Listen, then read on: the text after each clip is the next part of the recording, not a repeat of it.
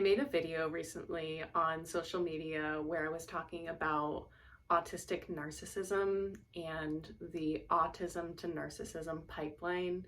So I wanted to talk about that more, and I'm going to say exactly what I said in that video, and then I'm going to expand on it. So basically, there's this idea between my friends and I, and a lot of my friends are clinicians and therapists. I will say I am not at all a therapist. I have no formal training. I'm just an autistic person who has interest in reading about this stuff. So I've read a lot of books about the theory of all this stuff. And so this is sort of my own idea mixed with some stuff that my friends and I talk about. So what is the autism to narcissism pipeline? When I started thinking about this, it came from another video that I made where I was talking about how autistic people end up in narcissistic romantic relationships over and over and over again. And we kind of talk ad nauseum in the community about why that might be. Some people think autistic people really like the directness of a narcissist. They really like that narcissists tend to give you a set of defined things to do and to just follow that. That's really straightforward socially. Other people think that autistic people are just really altruistic and really giving, and they end up being taken advantage of by narcissistic people often. And I think all of that is true. I don't think any of it is like off base. But when I made that video, we started talking about how a lot of us were raised by narcissistic parents, or if you were raised by an autistic parent that is undiagnosed, which so many people went undiagnosed and still go undiagnosed. It's getting better. If you were raised by an undiagnosed autistic parent, it would look a lot like a narcissistic parent. They wouldn't attune to you in the same ways. They might not be as responsive to your needs. They might just be a little bit disconnected because of the way that autism affects them. And, everybody has different manifestations of their autism, but some of it is like this disconnect from the emotions, which can look like narcissism. And so through that conversation and through one of my good friends who, their parent is narcissistic and my friend is autistic, and kind of went back and I think that, my parent may have been autistic and really didn't get their needs met and sort of developed narcissism around it. So this kind of helped me understand this whole thing. So I wanted to talk about some people like to talk about narcissism, and they want to try to create a spectrum of what is on the other side of narcissism. You have I've seen this. I have a notepad in front of me.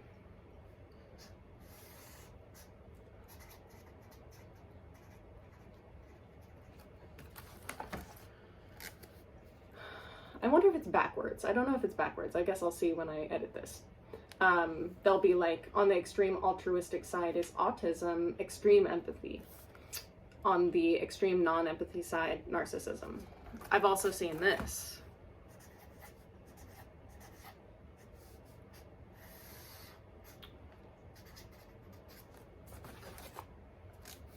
On this side, borderline personality, and on this side, narcissism, and in the middle would be medium. Sometimes BPD is described as all emotions, and narcissism is described as no emotions. So this person might say, my emotions are the facts. And this person might say, I'm the logical one. I don't use emotion when I, make my decisions. And of course we know both are needed. Both emotions and logic are needed for good decision making. So I've heard some people say that. There's also this one I've heard.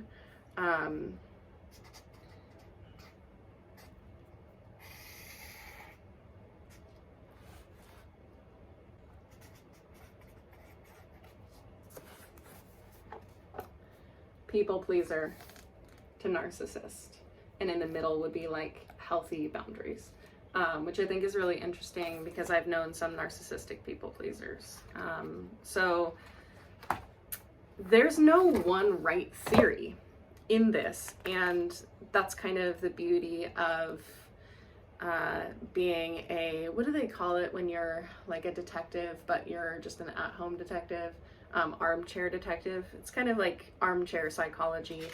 A lot of the time psychological concepts, you know, they're not based on scientific testing. There's no way for us to test your body and figure out if you're a narcissist. So it's based on subjective observations by trained professionals, and everyone's training might be a little bit different. Everybody's viewpoint might be a little bit different. And so a lot of these theories, you know, they come from intuition.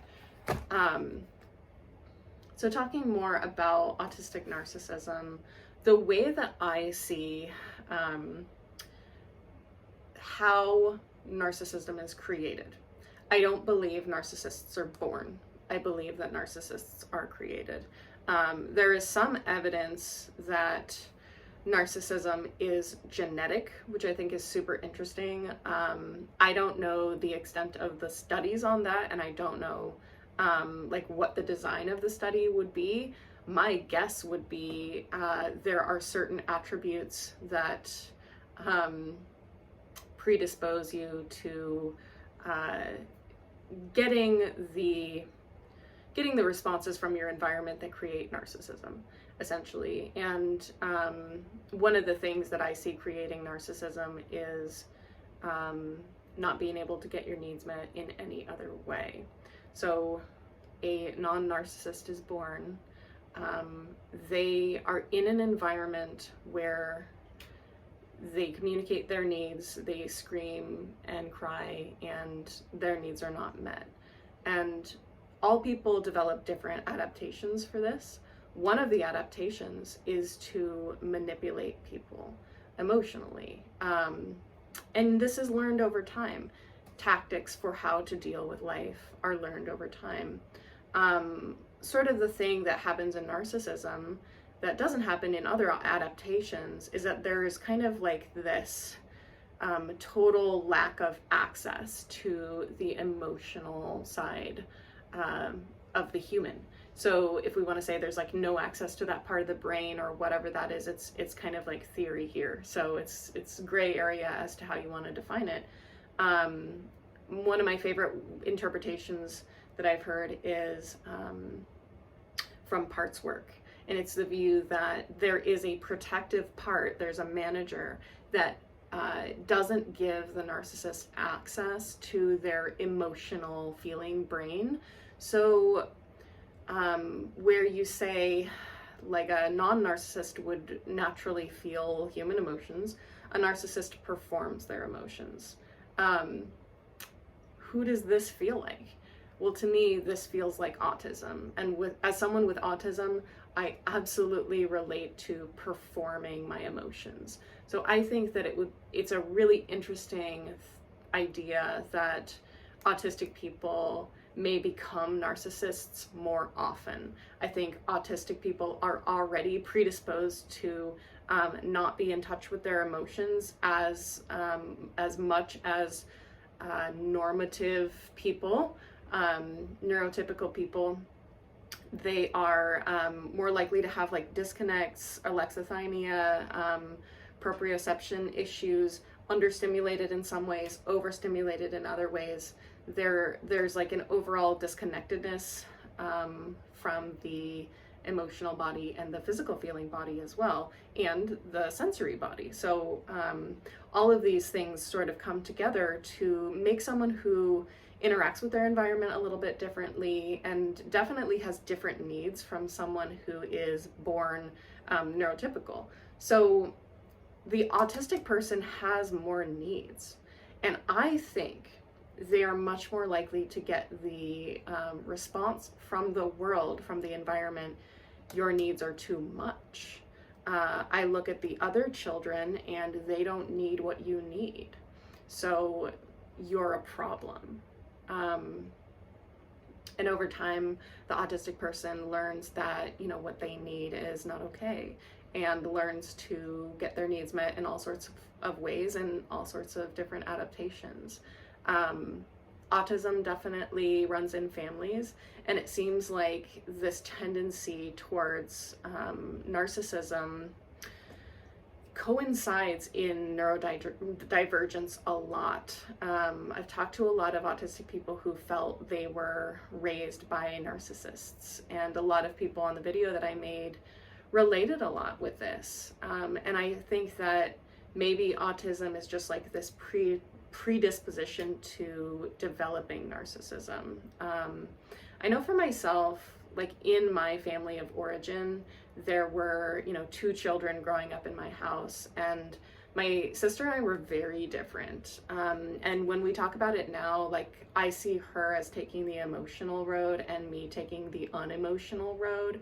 And so, you know, I went more on the side of disconnecting from everyone's needs, and she went on the side of taking care of everybody's needs. What's really interesting, and what I wanted to bring up here is, so, right, we have these ideas of like different spectrums we could be operating on, and no one is right. This is all theory and maybe meant to give you some ideas about your own household that you grew up in. And what I say is, if it's helpful to use a certain model for something, use it. If it helps you understand yourself and feels like it maps onto your world well, then use it. So I want to bring in something from Pete Walker's book, CPTSD From Surviving to Thriving. Actually, it's right here in front of me. I'm going to grab it. Always have CPTSD at the ready. Love this book.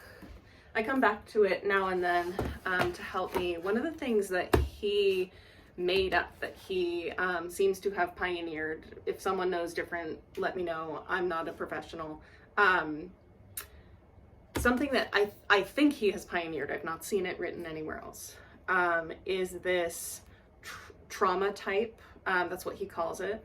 So we know with nervous system regulation, we have the fight, flight, freeze, and fawn. Ways of nervous system regulation. Ways that children go to make themselves feel better when they don't have support.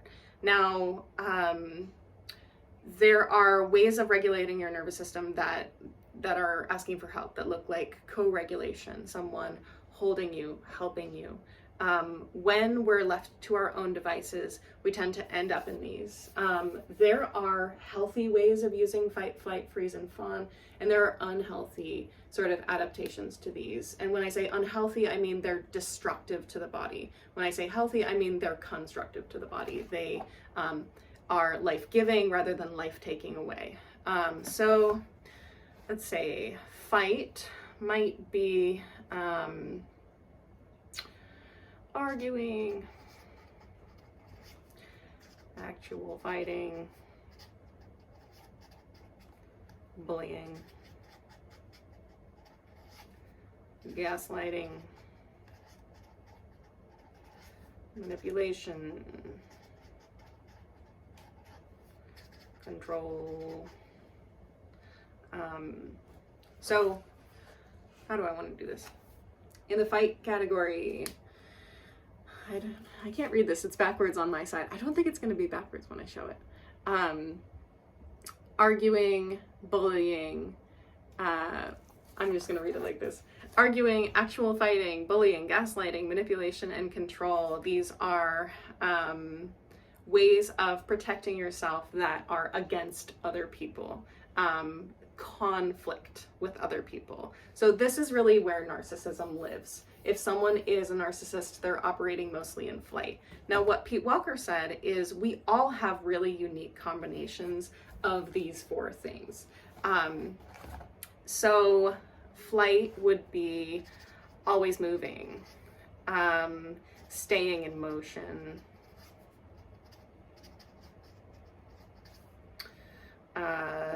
changing locations,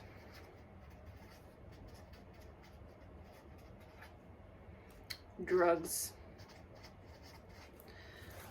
This is a little bit tough because drugs can be a bit of a freeze-ish too. So in freeze, we would say dissociation, distraction, unresponsiveness,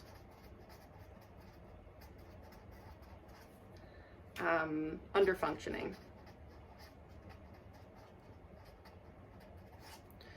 And a fawn would be the people-pleasing response.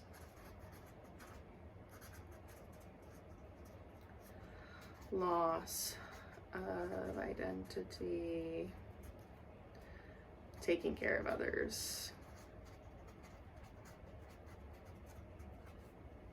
So, flight, always moving, always changing locations, staying in motion, staying productive, doing stuff so that you don't have to think about what's hurting you.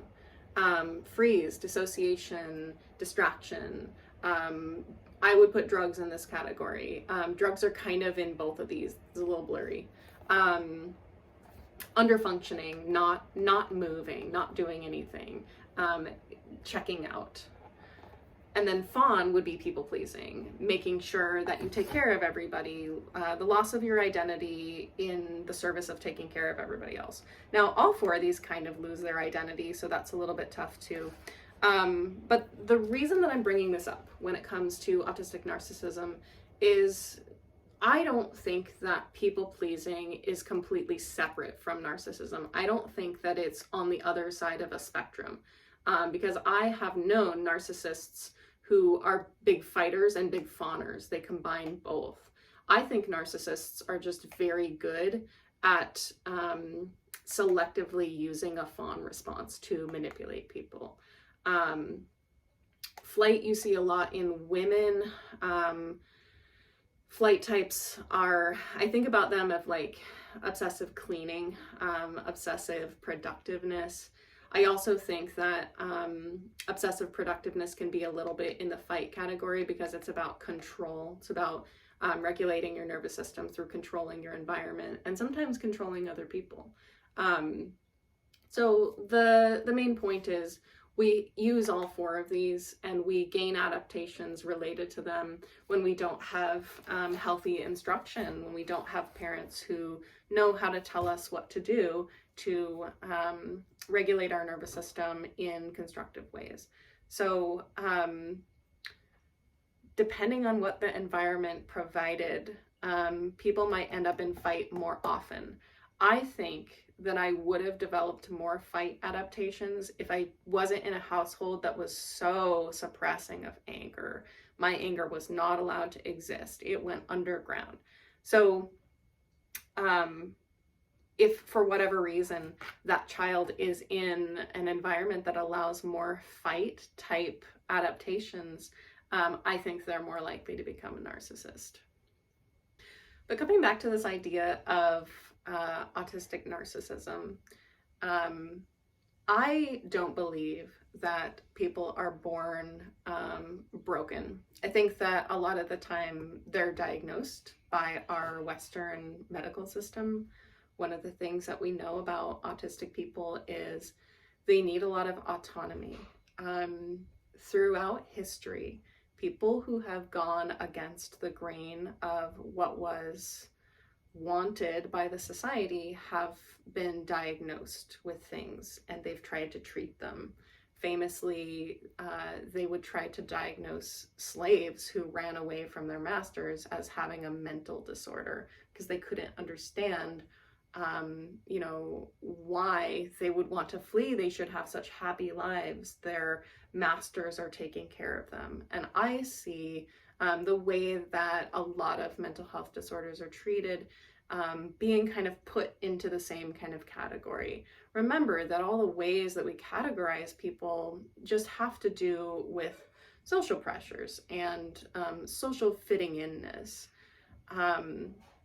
There are some therapists that think narcissists can't heal. I personally believe that there's nothing on this earth that can't transform.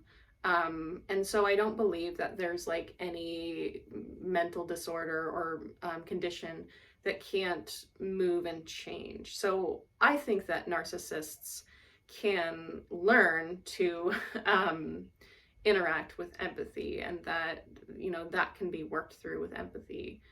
They can regain their empathy. The difficult thing is a lot of the time narcissists won't self-identify as narcissists. They will say that it's everybody else's problem, and so finding a medium point with them is really difficult for them to like see their own part in things. So if you're an autistic person who has been in relationship with a narcissist, it's possible that you just see qualities in them that are similar to autism. We talk all the time how, you know, CPTSD and autism love to masquerade as each other. And I think that that's fascinating. Could be all sorts of different reasons. I'm about to make a TikTok video about people pleasing and autism, and how, wow, it shows up in autism a lot and CPTSD a lot. Isn't that interesting? Really curious to see where the research goes in the future on you know, so-called personality disorders. I was talking to one of my friends who's a social worker, and you know, he was saying it's really hard to get people medical services paid for when they only are diagnosed with a personality disorder, because you know, the payer doesn't see it as causing like enough of a problem in their lives, I guess. They have to have some other like condition, like anxiety or depression or like something else diagnosable. Personality disorders are really fascinating because they don't seem to affect the person's mental state like some other like diagnoses do. But again, if we want to see it from the holistic viewpoint, which I usually do, it's basically perfectly okay baby is born into an environment that makes them adapt in certain ways. And obviously people can have predispositions, but the way that I want everyone to kind of view this, or that I hope people would view this, is to see the human from the holistic standpoint, from the wellness model rather than the illness model, to see that there are like all these things that are playing into this and we can work with it. And the way that I've worked with myself, it's the reason that I read books like this, is I tend to take one symptom that I'm experiencing. Oh, the lack of emotionality over one specific thing. Why don't I experience this emotion in the same way? Is there something wrong with me?